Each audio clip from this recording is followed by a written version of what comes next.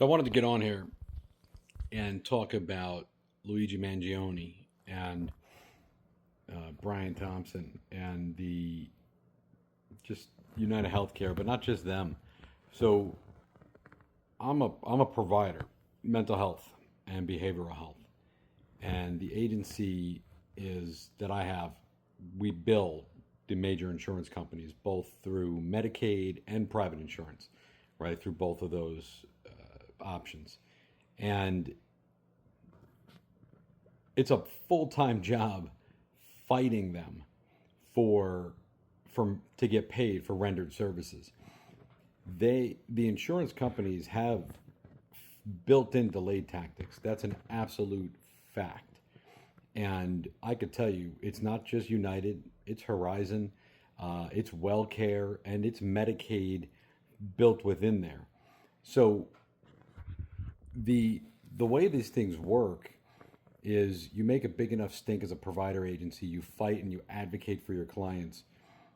Eventually you get somewhere, or they retaliate against you, right? And what you got to figure out is whether or not you want to take that risk, or if you want to go out on a limb and take out hundreds of thousands of dollars worth of credit to be able to just float payroll.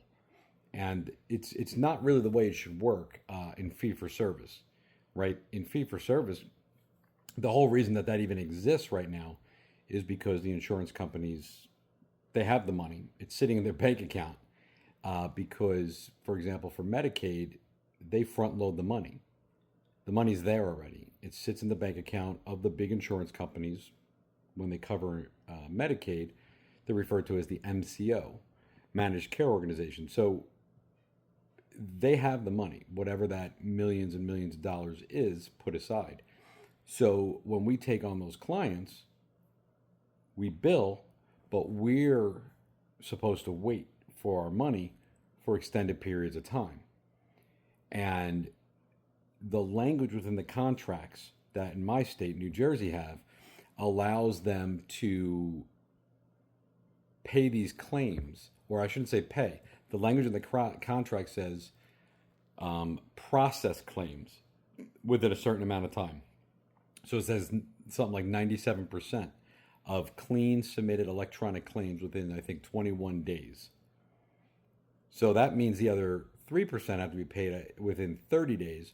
And if it's paid over that, they pay, interest on top, which is pennies on the dollar.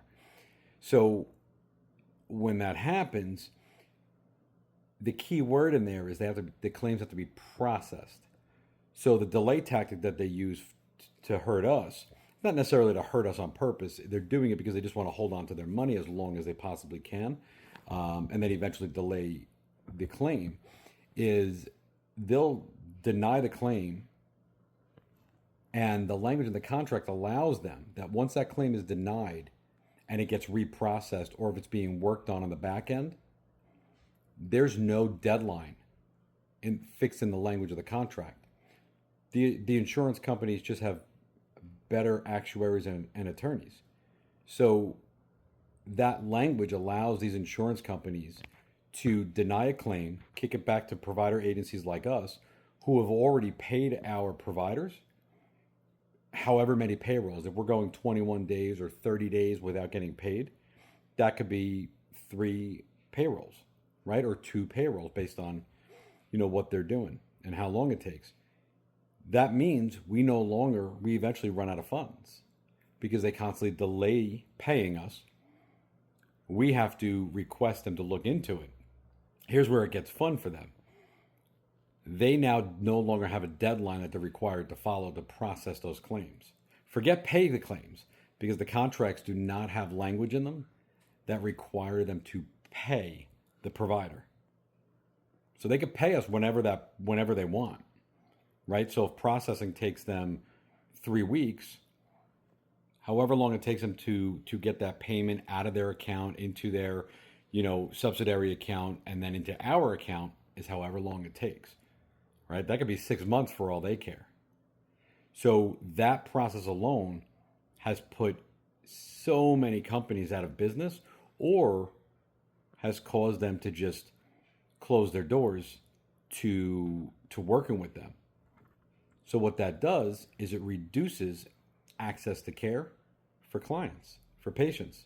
So when you want to go and get services, whether it's mental health for yourself, your family, your child, and there's long wait lists, the reason is because providers do not want to work with these insurance companies. So they reduce access to care. That's a direct violation of the Affordable Care Act. And I've reached out to my local senators, Congress people, and they all say the same thing. Locally, senators will tell me, oh, that sounds like a federal issue. Federally, I'll reach out to my congresswoman, and she'll tell me, oh, that sounds like a state issue. They don't want to touch it because who lines their pocket gets them elected. It just goes around and around and around. And these may sound like wild accusations, but I see it firsthand, right? And at the end of the day, the contracts are written how they're written to benefit only one entity, big insurance. The client never, ever, ever gets the benefit in this equation whatsoever. My agency happens to do very strong advocacy for the clients, so we work pretty well with the insurance companies and Medicaid to get both us paid, but also to make sure the clients are getting services. But what happens is once they do that, we ask them, can you implement this as a global fix for the entire system of care? This will be a post for another day or a conversation for another day. But I'll have you know that any insurance company that's ever done a fix for my agency has never implemented that fix for the state. For any other agency, they've never implemented as a full fix. So they keep it within the system of care to keep it broken. So to keep that delay tactic or that underspending tactic within there. And they know it exists because we've discovered it with them.